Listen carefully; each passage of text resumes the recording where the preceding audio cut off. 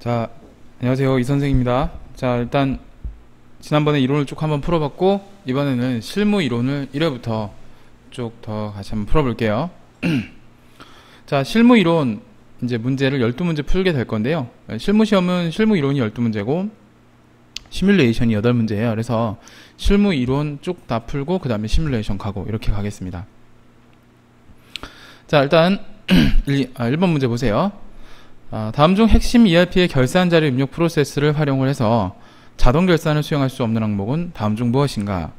사실 결산은 자동 결산과 수동 결산이 있죠. 그래서 수동 결산 항목들은 모두 자동 결산이 이제 자동 결산 항목들이 자동 결산도 되지만 수동도 가능하고 이렇게 돼 있어요. 그래서 요거를 갖다가 자, 문제를 풀어보면 우선 일단 답은 1번 미지급이자 계상인데요. 일단 자동 결산 사항이 뭔지만 알면 돼요. 자, 일단 여기 나와 있는 대손 충당금 설정, 매출원가 계상, 그리고 매출원가 계상이라는 거는 결국에는 기말 재고, 그쵸? 예, 계상. 이거하고도 같은 말이에요. 그 다음에 무형 고정 삼각비 계상이라고 되어 있는데, 유형 자산, 감가 삼각비도 여기 해당이 되고요. 그 다음에 또 추가적으로 말하면 퇴직급여 충당금,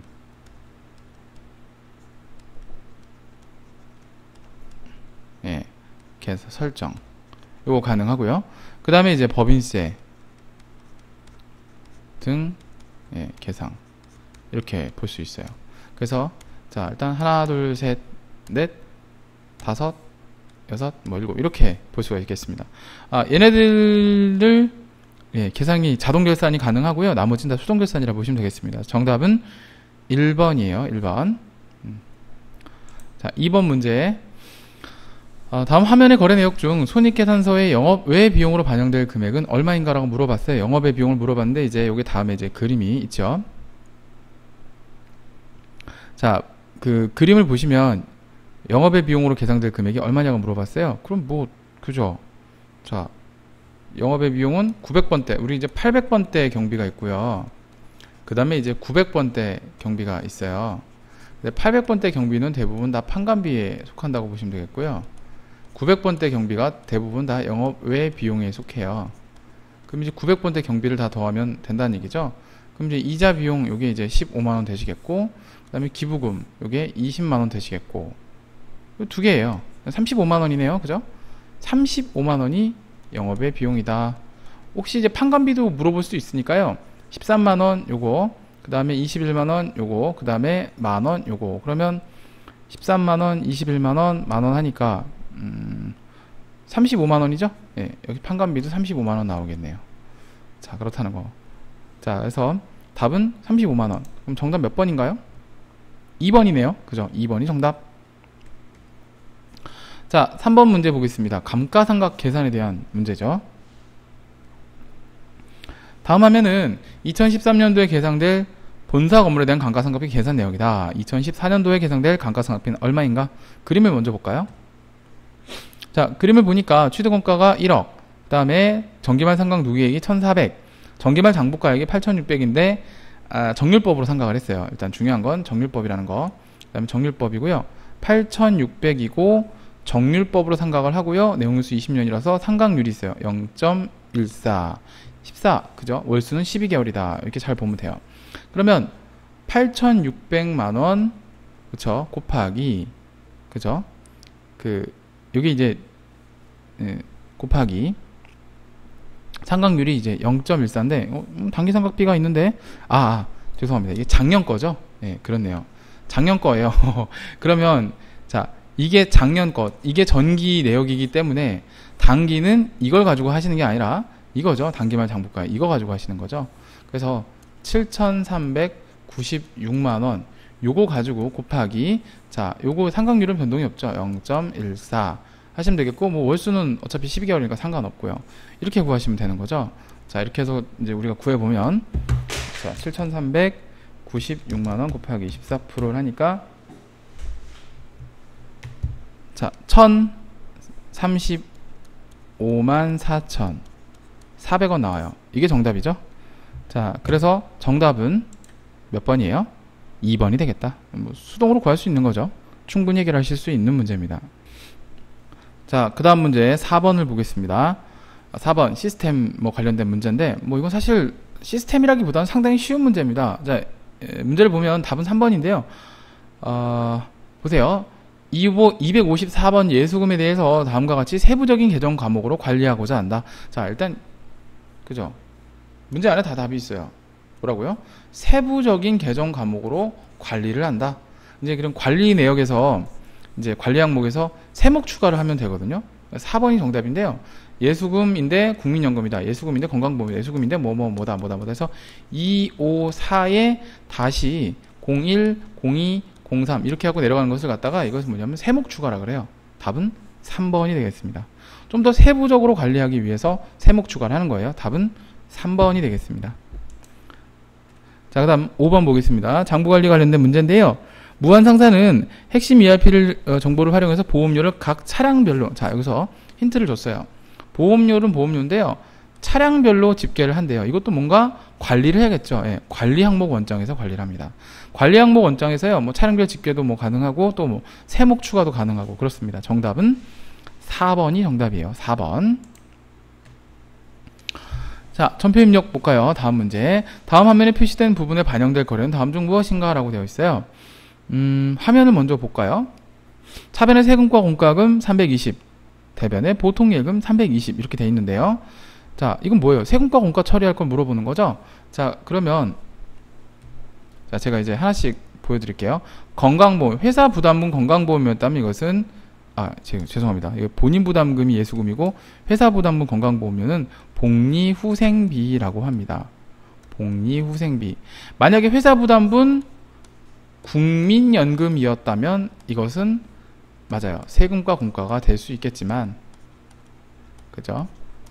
회사 부담 국민연금이 아니죠. 그러니까 이제 1번은 틀렸고, 본사 건물에 대한 재산세, 이게 만약에 업무 관련성이 맞다면 뭐 맞죠. 급여 지급 시 원천징수한 소득세를 납부하였다. 이것은 예수금이 되니까 틀렸고, 그 다음에 영업부용 화물차를 구입하고 취득세를 납부하였다. 이것은 취득원가에 가산을 해줘야 되는 뭡니까? 차량 운반구, 그죠? 부대 비용이 되는 거니까 3, 4번도 틀렸고, 정답 2번 되겠습니다. 자, 그 다음 문제 7번. 다음 화면의 거래 내역에 대한 설명 중 가장 적절하지 않은 것은 무엇인가? 라고 되어 있어요. 계정별 원장에서 부서별 차량 유지비 유리대 금액을 조회할 수 있다. 그렇죠. 두 번째, 계정별 원장에서 프로젝트별 차량 유지비 유리대 금액을 조회할 수도 있어요. 뭐 부서별 프로젝트별 다 가능해요. 합계산 시산표에서 차량 유지비 유리대에 대한 세목별 조회도 가능합니다.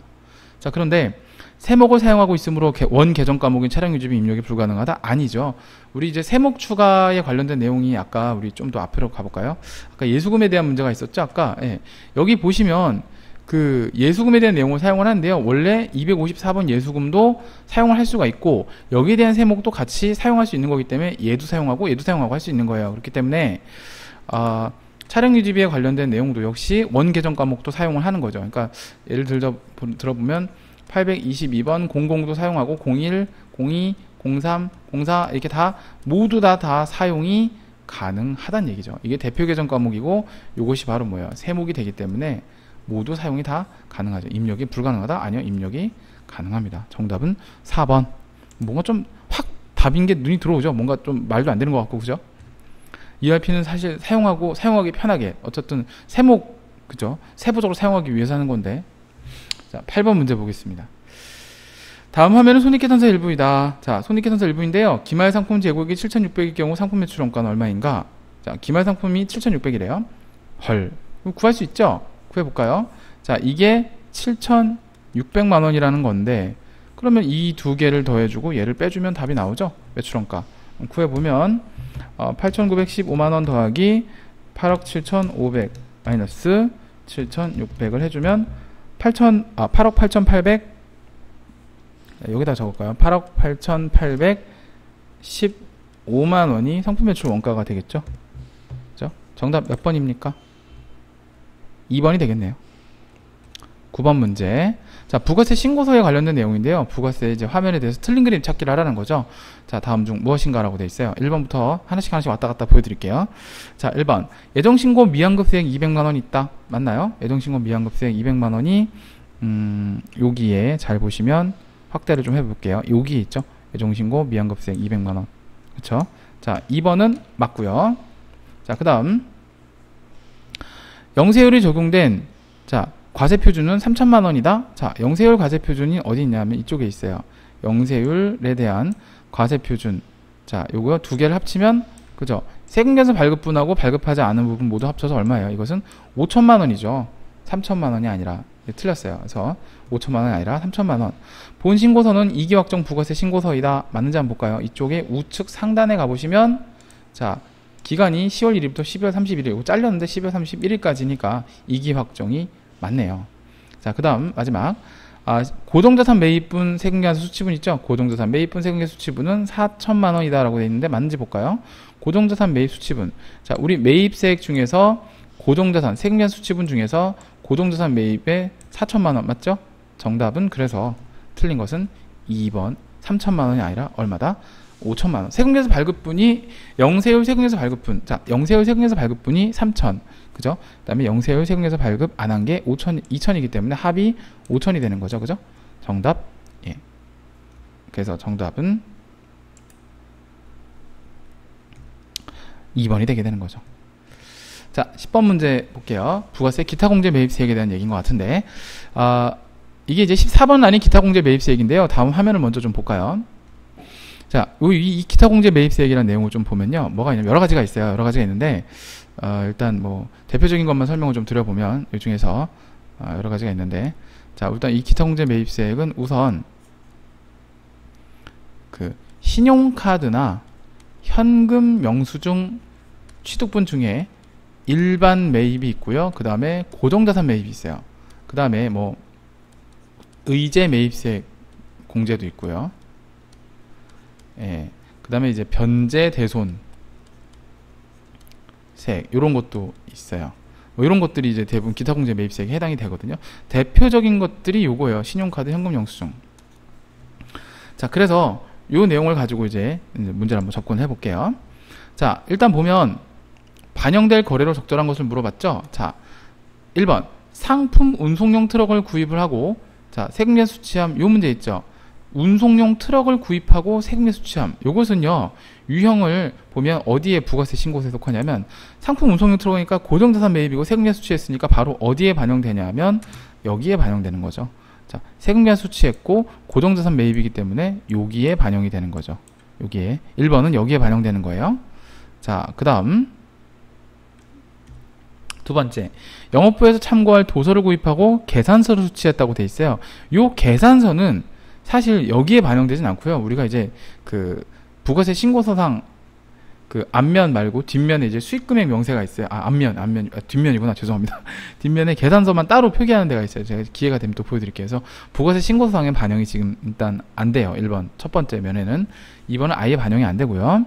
3번은 노트북을 구입을 했는데 자, 현금 영수증 수취함 바로 이게 14번에 이제 현금 영수증 고정자산 매입에 속하는 거예요. 그래서 반영이 된다는 얘기고 3번이 정답이고요. 4번 매출거래처 영업담당 직원을 접대하고 신용카드 영수증 수취함이라고 되어 있는데 요것은 이제 만약에 신용카드 영수증 수취하잖아요. 근데 여러분들이 이걸 불공으로 잘못 알고 계신 분들이 많더라고요. 이건 공제받지 못할 매입세액에 들어가는 게 아니고요. 접대라고 만약에 세금계산서 TI 이게 세금계산서죠. 세금계산 수취했다면 이것은 불공이란 말을 쓸 수가 있어요. 즉 불공이란 말은요. 세금계산서 받은 것 중에서 불공인 거지 만약에 신용카드나 현금 영수증인데 만약에 이것이 공제 대상이 아니다 라고 하면 이것은 일반 전표 입력이에요. 일반 전표 입력이 사실 ERP에는 일반 전표 매입 매출 전표 구분이 없잖아요. 근데 이것은 즉 부가세 대상이 아예 아니라는 거죠. 매입세 공제 대상 자체에서 아예 빠져버린다는 얘기예요. 정답은 3번이 되겠습니다.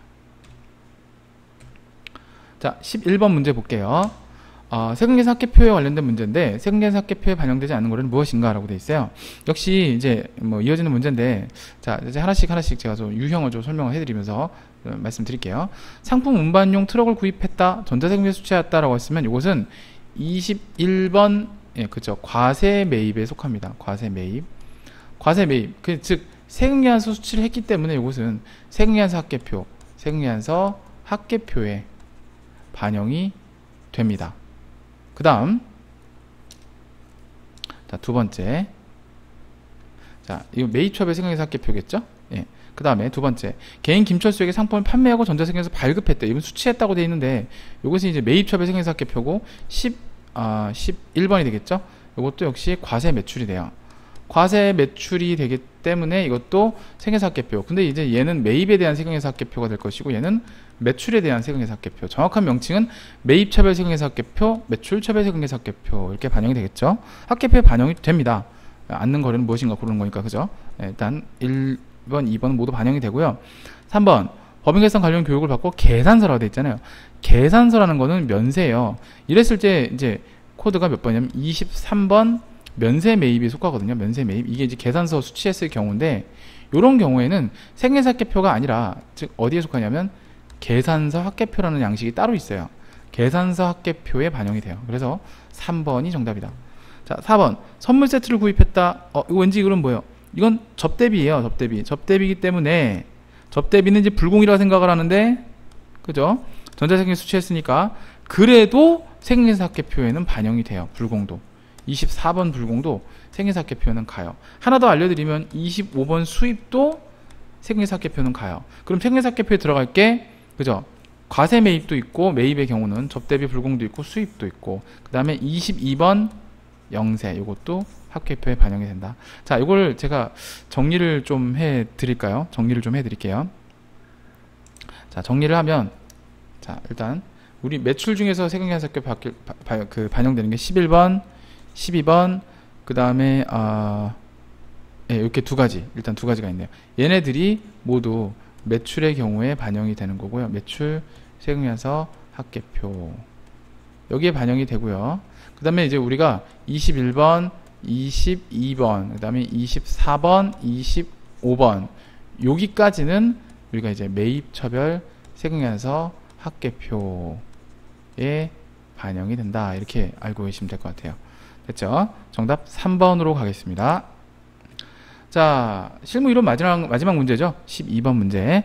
주식회사 무한상사는 거래처 선물용으로 수입 과일 세트를 구입하였다. 자, 수입 과일 세트인데요.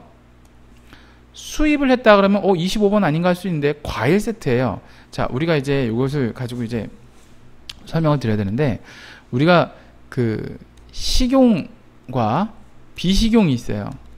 근데 이제 국내산이 있고 수입산이 있어요. 그러면 식용이면서 국내산이다라고 하면 이것은 면세를 적용합니다. 먹을 수 있는 건데 국내산, 먹을 수 없는 건데 국내산인 것도 면세를 적용을 해요. 자, 뭐가 있냐면 이제 농, 축, 수, 임산물. 예를 들어 이제 게를 한번 예를 들어 볼까요?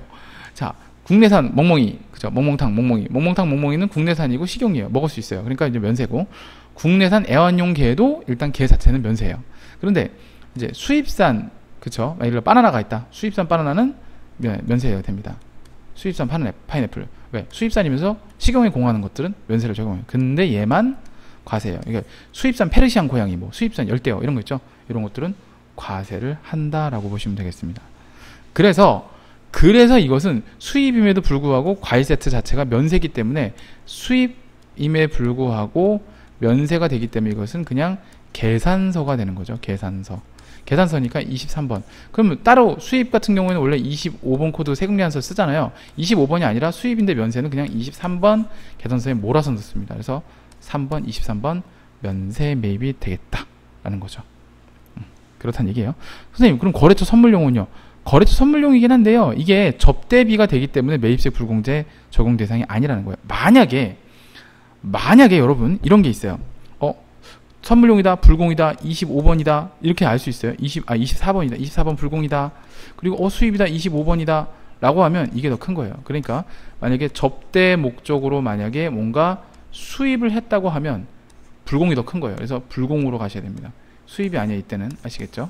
예. 만약에 서로 상충했을 때는 불공이 먼저예요. 예. 한번 이런 적이 있었어요. 수입산 외제 승용차를 구입을 했다라고 했어요. 외제 승용차는 비용업용 소형 승용차이기 때문에 이제 불공 대상이었는데 이제 수입이 된 거죠. 그 유형을 뭘로 할 것인가가 제 관건이었어요. 옛날에 전산세무회계에서 그런 유형이 한번 나왔던 것 같아요. 그때는 수입이 아니라 학생들이 많이 수입이라서 틀렸어요. 수입 아니냐? 수입세금에서 발급했으니까. 맞아요. 수입세금에서 발급한 건 맞는데 불공으로 입력을 하셔야 돼요. 그럴 땐 24번 불공입니다. 정답은 그래서 어쨌든 여기서는 면세 대상이고요. 먹을 수 있는 것, 그죠? 수입 과일 세트니까 아무리 접대용이라 할지라도 접대용은 어차피 부가세를 공제 못 받는 거니까 부가세가 없는 거는 상관이 없는 거잖아요, 그죠? 그리고 증빙 자체가 뭐예요? 예, 일단 계산서기 때문에 정답은 3번이 되겠습니다. 선생님, 어떻게 계산서인가요? 왜 그러냐면요, 우리나라에 수입해서 들어오는 것들은 다 그 세관장이 증빙을 발급하게 돼 있어요. 이것이 만약에 과세면 세금계산서, 면세면 계산서를 발급하기 때문에 일단 25번 아니면 23번 둘 중에 하나예요. 수입에 대한 건 무조건이에요. 우리나라 들어올 땐 소비지급 과세 원칙 때문에 우리나라에서 세관장이 직접 세금계산서 발급해주고 계산서 발급해주기 때문에 그렇습니다. 그래서 굳이 여기 세관장이라는 말이 없어도 여러분들은 23번 면세 매입이나 과세 대상일 경우 25번 과세 수입 과세로 하셔야 돼요. 수입 매입으로. 알겠죠? 정답은 3번입니다. 자, 여기까지 봤고요. 어차피 이제 여기 있는 내용도 그죠? 그림을 안 봤는데요. 그림을 안 봤는데 그림에도 역시 맞는 내용이어서 앞에 있는 내용과 이어서 설명을 좀 드려봤습니다. 자, 여기까지 봤고요. 그래서 다 문제를 풀어봤네요. 다음 시간에 다시 또 2회의 실무 이론 문제를 이어서 가도록 하겠습니다. 자, 수고 많으셨습니다.